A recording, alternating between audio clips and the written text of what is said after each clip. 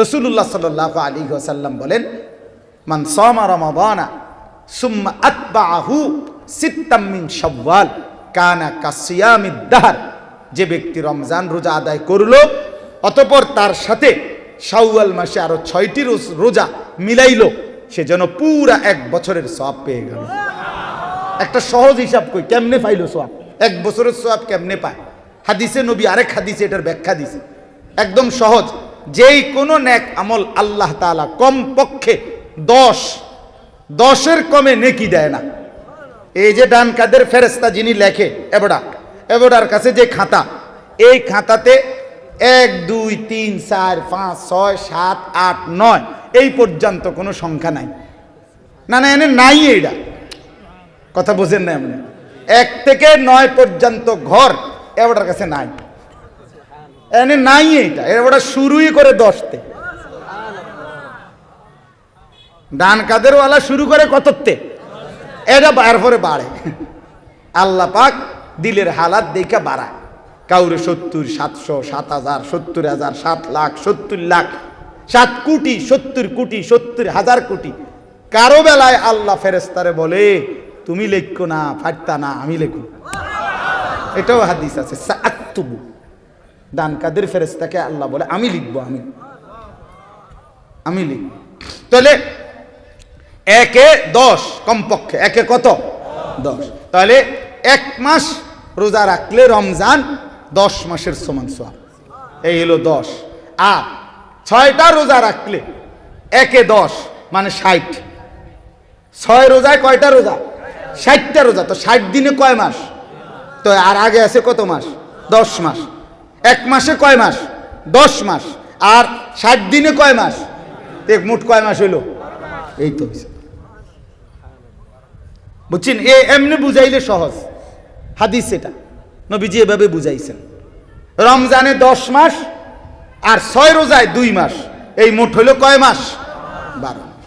তাহলে ইনশাআল্লাহ এই রমজানের পরে এই 6টা রোজা রাখবেন। কিতাবের মধ্যে লাতাইফুল মাআরিফ ইবনু রজব হাম্বলি রহমতুল্লাহর লিখিত বিখ্যাত কিতাব, এখানে উনি এই 3টা কারণ বলছে 6 রোজা রাখলে 3টা লাভ। 1 নাম্বার, হাদিসে আছে যে ব্যক্তি কোনো বান্দা ফরজ এবং ওয়াজিবে যদি ঘাটতি হয় নাম ইবাদতে, তাহলে সুন্নাত এবং নফল দ্বারা সেই ঘাটতি আল্লাহ পূরণ করে দেয়। এজন্য রমজানের 30 দিনের এই রোজায়, ফরজ রোজায় যা ঘাটতি হয়েছে, ত্রুটি বিচ্যুতি, এই 6 রোজার এই নফল দ্বারা আল্লাহ তাআলা সেই ঘাটতি পূরণ করে দেবে। 2 নাম্বার লাভ হইল, কোনো ব্যক্তি একটি ইবাদত করার পর পুনরায় ওই ইবাদত আবার যদি করতে পারে, তো এটা প্রমাণ করে হাদিসের বক্তব্য অনুপাতে তার পিছনের ইবাদতটা আল্লাহ কবুল করেছেন। কথা বুঝছেন? আপনারা একবার সুবহানাল্লাহ বলেন তো, আবার বলেন, আবার বলেন, আবার বলেন। এ দ্বিতীয়বার, প্রথমবার একটা কবুল হয়েছে দেখে বলার তৌফিক পাইছে। দ্বিতীয়বার একটা কবুল হয়েছে দেখা তৌফিক পাইছে। হাকিমুল উম্মত মুজাদ্দিদুল মিল্লাত হযরত মাওলানা শাহ আশরাফ আলী থানভী রাহমাতুল্লাহ আলাইকে তার এক মুরিদ প্রশ্ন করছিল, হযরত আমরা যে নামাজ পড়ি এটি কবুল হয়নি, বুঝার কোনো উপায় আছে? উনি বলছে, আচ্ছা এটা পরে কমু, তুমি আগে আমার কয়েকটা কথার উত্তর দাও। গতকালকে সকালে তুমি নাস্তা করছিলানি? বলছে হ করছি। পেট ভরে খাইছিলানি? জি পেট ভরে খাইছিলাম। তো বললেন তুমি গতকাল দুপুরে ভাত খাইছো নি? কহ খাইছি, দুপুরেও ভাত খাইছি। তুমি না সকালে পেট ভরে নাস্তা করছিলা, তো আবার দুপুরে ভাত খাইলা কেন?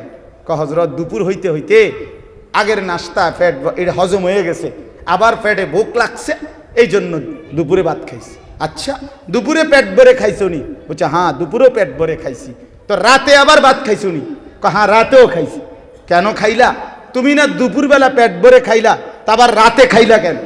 ওই লোক বলতেছে, হযরত দুপুরের খানা রাত হইতে হইতে হজম হয়ে গেছে, আবার ভোক চাহিদা লাগছে, ভোক লাগছে, এই জন্য রাতের খাবার খাইছে।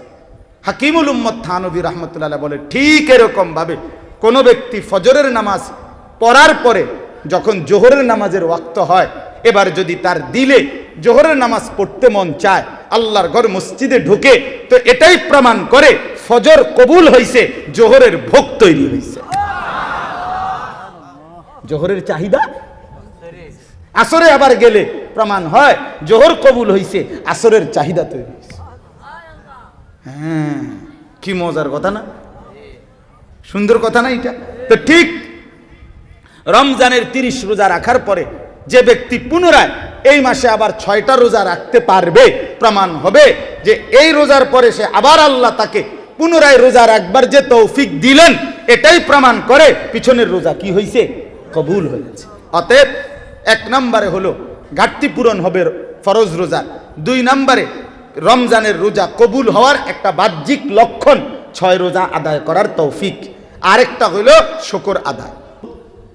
আল্লাহ তাআলা বলে যেন তোমরা শুকর আদায় করতে পারো, যে আল্লাহ আপনি আমারে তৌফিক দিছেন, এই জন্য আমি রমজানটা পেয়েছি, পুরাটা মাস পাইছি, রোজা রাখছি, আলহামদুলিল্লাহ, উমরা আর ইতিকাফ করছি, সবে কদরের রাত্রিগুলো জাগার চেষ্টা করছি, তারাবি পড়ছি, ইফতার করছি, সাহারি খাইছি। অনেক আল্লাহর বান্দা উমরা করছে, আল্লাহর ঘর জিয়ারত করছে রমজান। তো এই যে ইবাদত আমল করতে পারছি, এটার শুকর আদায় করা, আল্লাহ বলেন এটা আমি চাচ্ছি তুমি রমজানের পরে শুকর আদায় করবে সারাটা বছর। তো এই শুকরের মুহাদ্দিসিনে কেরাম বলেন, মুফাসসিরিনে কেরাম বলেন, কোন ব্যক্তি রমজান পেয়ে খুশি হইল, কোন ব্যক্তি রমজানের ইবাদত করে সে যে খুশি হচ্ছে, এজন্যই তো শুকর করবে। এই শুকরের একটা নমুনা কি, মানে কি আদায় করলে বোঝা যাবে যে লোকটা রমজানের শুকর আদায় করছে, কথা বুঝছেন? তো মুফাসসিরিনে কেরাম, মুহাদ্দিসিনে কেরাম বলে, যে ব্যক্তি রমজান আদায়ের পর নবীজি সাল্লাল্লাহু আলাইহি ওয়াসাল্লামের নির্দেশিত শাওয়াল মাসের 6টি রোজা পুনরায় রাখে, তো বাহ্যিক প্রমাণিত হয় এই লোকটা বাস্তবিক অর্থে রমজানের শুকর আদায় করছে। আমি আজকে সকালে বাদ ফজর আমার বাচ্চাদেরকে নিয়ে তালিম, সকালে ফজরের পরে আমি এমনিতে বাসায় আমার সময় এদিকটা, এই টাইমটা, তো একটু সময় তালিম করি বাসায় বউ বাচ্চাদেরকে নিয়ে। তো এই আজকে তালিমে বসে এটা ফয়সালা করছি যে আমরা 6 রোজা কেমনে রাখবো, কোন দিন থেকে শুরু করলে ভালো হয়, আমরা দাওয়াত সাবাত শেষ হইব কোন দিন, এগুলো সব মিলাইয়া নিছি, কথাবার্তা কইয়া নিছি। আমারটা আমি কইলাম না রে, আমারটা আমার মতো সুবিধা মতো, আপনারটা আপনার সুবিধা মতো। রমজানের পেয়ে আপনি যে ইফতার, সাহারি, তারাবি, শবে কদর, ইতিকাফ, রোজা সব পালন করে যে আপনি খুশি হয়েছেন, আল্লাহ যে আপনার তৌফিক দিছে, এটার কৃতজ্ঞতা স্বরূপ শুকর আদায়ের জন্য রমজানের পরে এই শাওয়াল মাসে 6টা রোজা রাখা, এটা শুকরের প্রমাণ। এটা কিসের প্রমাণ বলেন না, কিসের প্রমাণ? নবী সাল্লাল্লাহু আলাইহি ওয়াসাল্লাম শুকর হিসাবে সারা রাত জেগে তাহাজ্জুদ পড়তেন, সারা রাত লম্বা দাঁড়িয়ে থেকে তাহাজ্জুদ পড়তেন, কিয়াম করতেন, রাত্রিবেলার নামাজ পড়তেন আর চোখের পানি ফেলতেন। আম্মা জান আয়েশা রাদিয়াল্লাহু তাআলা আনহা নবীজিকে একদিন রাতে দেখছে সারা রাত দাঁড়িয়ে কাঁদতেছে, চোখের পানি ফেলছে, চোখ লাল, দাড়ি ভিজা, বুকের পশম ভিজা, হাত্তা তাওয়াররামাত কাদামাহু, পাওগুলো ফুলে গেছে। সকালবেলা আম্মা জান আয়েশা জিজ্ঞেস করছে, ইয়া রাসূলুল্লাহ, এতটা রাত আপনি জাগলেন কেন, এভাবে কাঁদতেছিলেন কেন, আপনার তো কোনো গুনাহ নাই, আপনি কেন এত কাঁদেন, আপনি কেন এত লম্বা দাঁড়িয়ে থাকেন? এ নবী সাল্লাল্লাহু আলাইহি ওয়াসাল্লাম তখন আয়েশাকে বলছে, আয়েশা তুমি জানো আমি সেই মুহাম্মদ, যে মুহাম্মদ জন্মের আগেই বাপকে হারাইছিলাম, আমি সেই মুহাম্মদ যে 4 বছর বয়সে মা হারাইছিলাম, আমি সেই মুহাম্মদ যে 8 বছর বয়সে দাদাকেও হারাই ফেলছিলাম।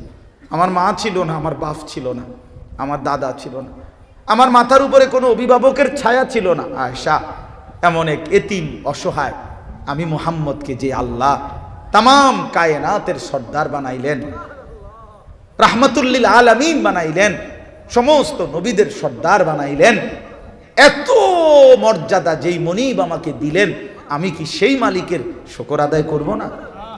আফালা আকুনু আবদান শাকুরা, এই কথাটা বলছি, আফালা আকুনু আবদান শাকুরা। আয়েশা, আমি কি কৃতজ্ঞ শুকরকারী বান্দা হব না?